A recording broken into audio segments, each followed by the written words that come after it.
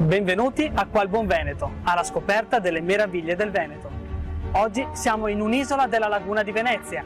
Siamo nell'isola del vetro, Murano.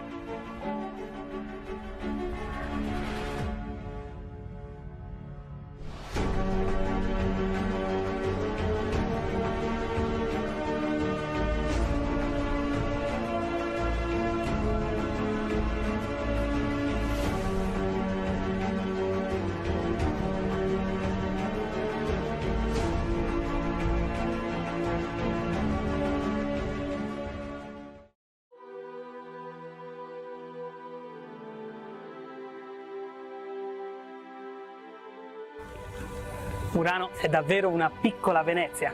Abbiamo 9 isolette collegate da ponti e ovviamente non poteva mancare il suo Canal Grande.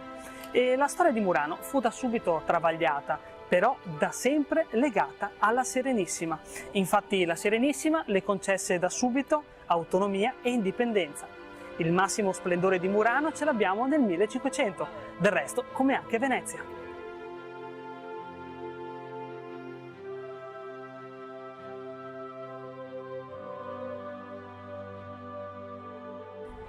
Quando parliamo di Murano non possiamo che non parlare del vetro soffiato più famoso del mondo. Eppure fu solo dal 1295 che la Serenissima trasferì qui la produzione e la manipolazione del vetro. Del resto c'era un problema legato alla sicurezza. La maggior parte delle case era costruita con legno e quindi c'era un concreto rischio di incendi. In più, trasferendo qui la produzione, riuscì a preservare i segreti della manipolazione del vetro.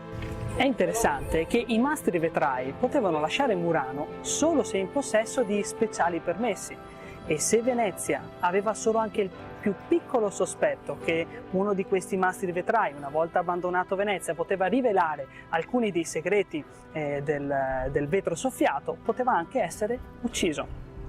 Ovviamente al giorno d'oggi non è più così, ma i mastri vetrai sono molto gelosi delle loro tecniche. Ecco perché alcune di queste tecniche oggi non potremo riprenderle.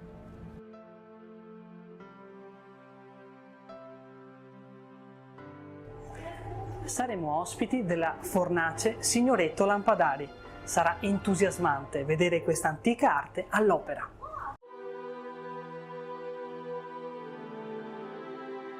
La Signoretto Lampadari è un'azienda nata nel 1990, voluta da nostro papà, dal mio papà Gianni Signoretto, che unendo la sua passione e la voglia dei suoi figli, io, Loris e Thomas, ha voluto appunto creare e portare avanti in proprio questa attività.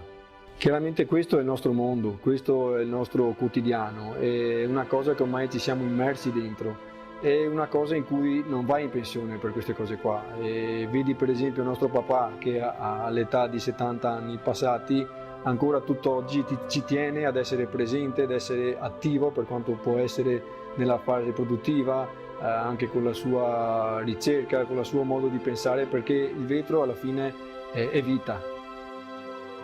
In questi 25 anni di lavoro ormai abbiamo avuto negli anni diverse collaborazioni, abbiamo collaborato con tanti designer, architetti, su tutti uno degli ultimi è Philip Lane, che è uno stilista molto famoso che sta aprendo un monobrand in tutto il mondo e in ogni suo negozio c'è un nostro lampadario con la sua caratteristica dei teschi che utilizza, e nel 2014 poi abbiamo fatto anche una donazione al Museo Hermitage di 7 lampadari che sono andati ad arredare un'ala del Salone Nuova che avevano appena inaugurato.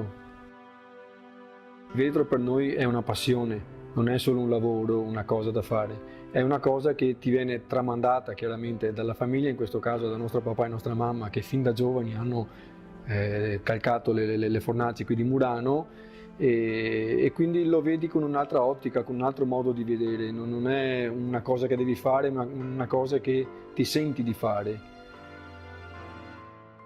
Mio padre tante volte prende spunto dalla natura, da quello che vede intorno a lui. Ha visto un melograno che aveva nel suo giardino e a distanza di un paio di giorni l'aveva già fatto uguale, identico, che non si riusciva a capire qual era quello fatto dalla natura e qual era quello fatto da lui.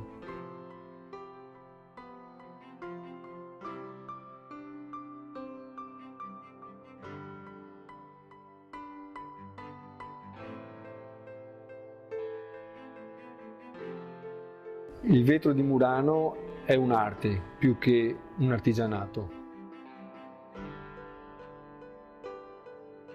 Rimaniamo sempre a bocca aperta a vedere tanta maestria. Non perdete la foto della settimana inviataci da Vittoria, che con i suoi peluche immortala dei luoghi caratteristici della nostra bella Italia. Grazie per averci seguito, a presto!